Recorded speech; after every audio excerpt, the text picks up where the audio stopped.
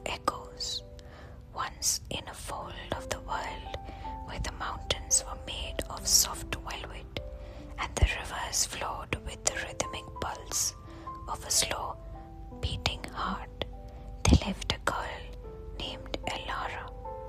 Elara was not a queen, nor a knight, nor a sorceress of fire. She was a weaver of whispers. She lived in a cottage woven from willow branches, where the windows were always open to let the evening breeze carry in the stray thoughts of the forest. Her job was simple yet vital. She listened to the world when it was too tired to speak for itself. When the trees grew weary of standing, she whispered to their roots about the strength of stones.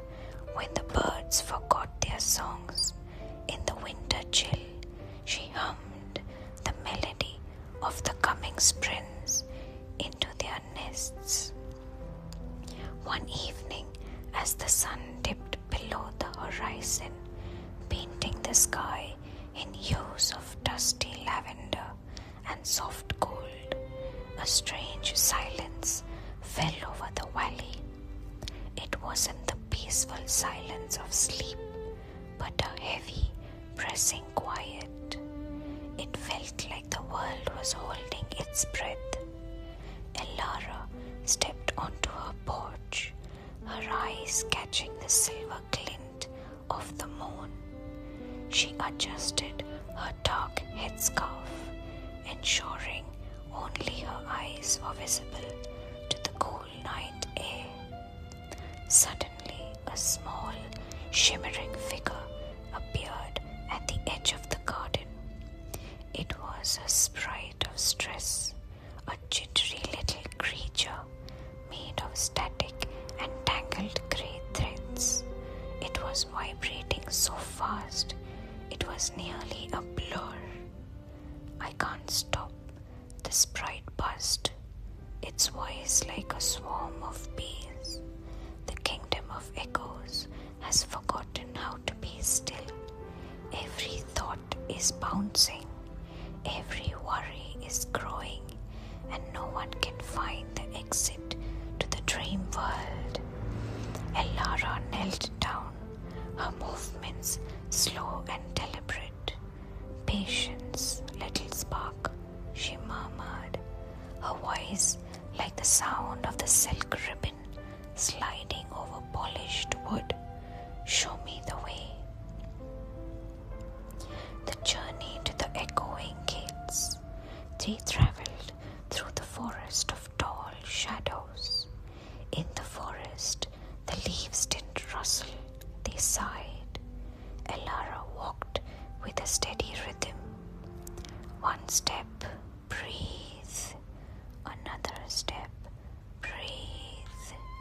She knew that to conquer stress, one must first master the tempo of their own heart. As they reached the gates of the kingdom of echoes, she saw the problem.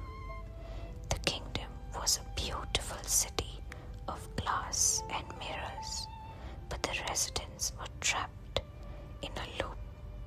A young baker was frantically kneading a dough that would never rise. A gardener was watering flowers that were already overflowing. They were moving so fast, they were missing the beauty of the very things they were creating. At the center of the city stood a tall, caged tower where the great echo lived. The great echo was a personification of every what if and not enough that had ever been thought. It was a cloud of dark smoke swirling with the faces of worried people. Elara didn't bring a sword. She didn't bring a spell. She bought a small wooden bowl filled with clear spring water and a handful of dried lavender. The dialogue of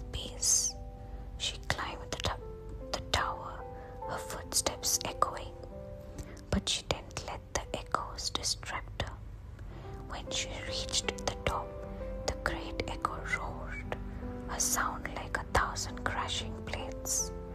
"Why are you here, Weaver?" the echo demanded. "There is no room for whispers here. Only the loud, only the urgent, only the fast can be here." Elara sat down on the cold stone floor. She placed a bowl of water in front of her. "You are very loud," she said softly, "but even the loudest storm eventually runs out of rain. Tell me, Echo, why are you so afraid of being quiet?" The smoke surged forward, but Elara did not flinch. She reached out and placed her hand near the swirling cloud. It felt cold and sharp, like winter wind.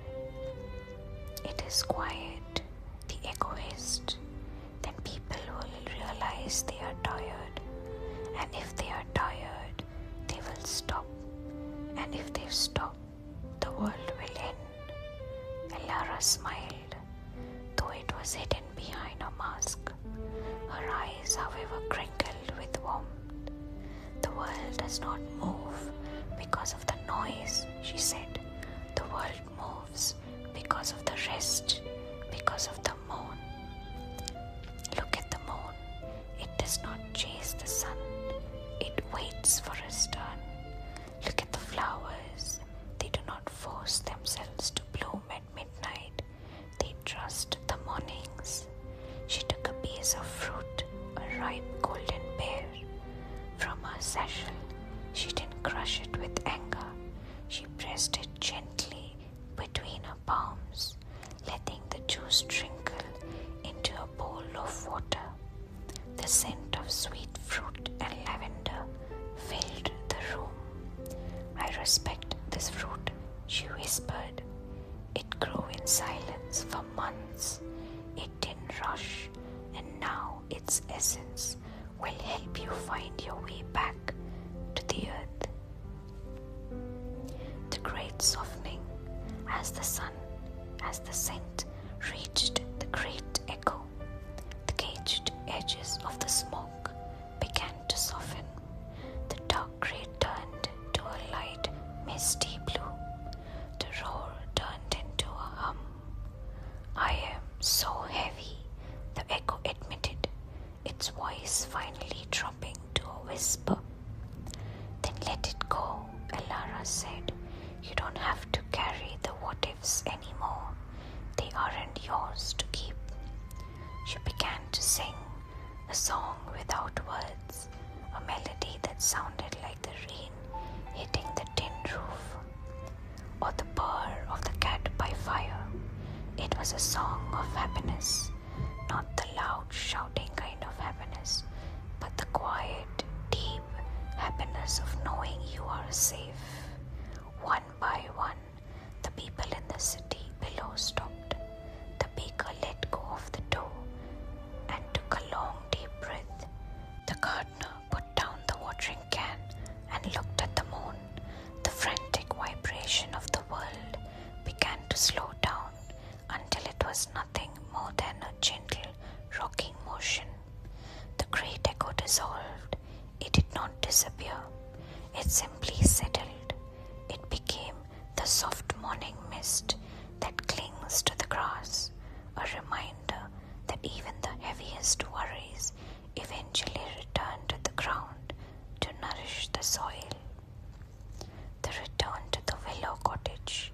Elara walked back to her cottage as the first light of dawn began to peek over the velvet mountains. The world felt light again. The trees were no longer sighing. They were breathing. She sat on her porch and watched the sun rise. She knew that stress would return. It was a part of the cycle, like the wind or the tide. But she also knew that happiness wasn't a prize to be won. It was a state of being that lived in the pauses between breaths.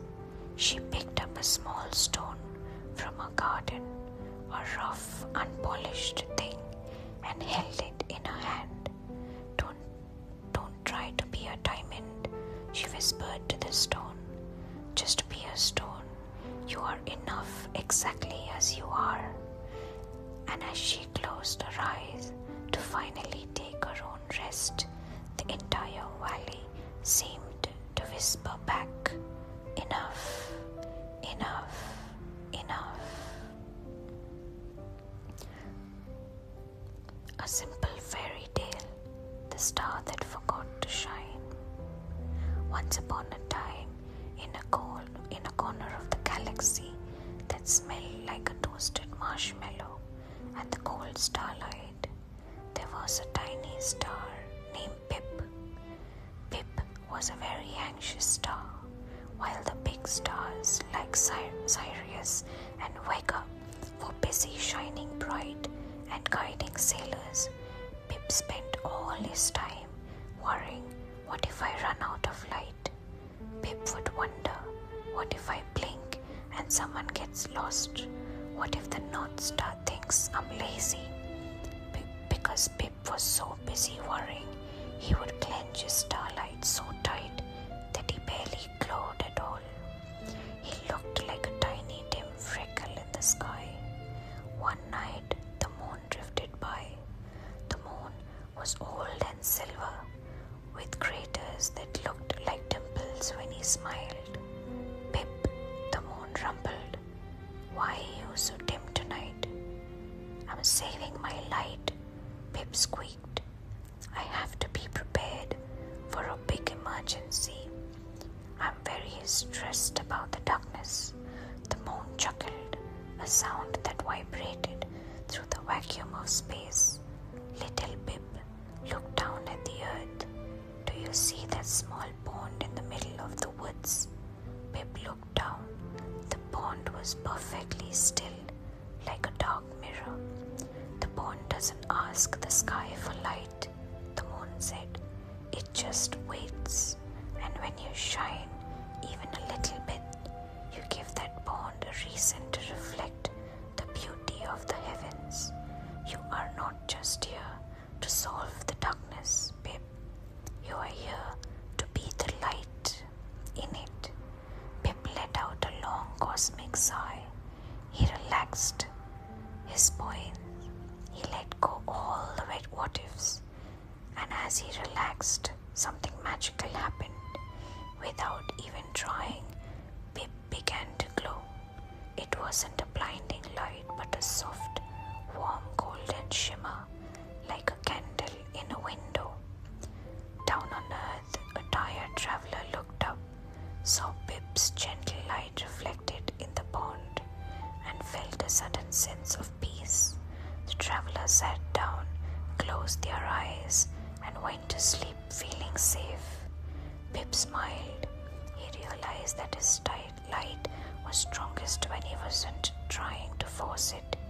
He wasn't a real hero or a perfect star. He was just Pip.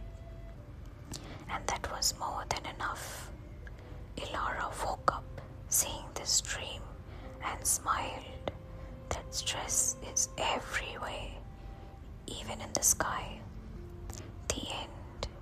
May your sleep be deep as a valley, and your dreams as light as the stars. I hope you enjoyed it. Subscribe for more stories, and if you want to hear me crush objects with my hand, follow my YouTube shorts. Have a lovely day. Stay safe. See you until next time. Bye bye, my fancies.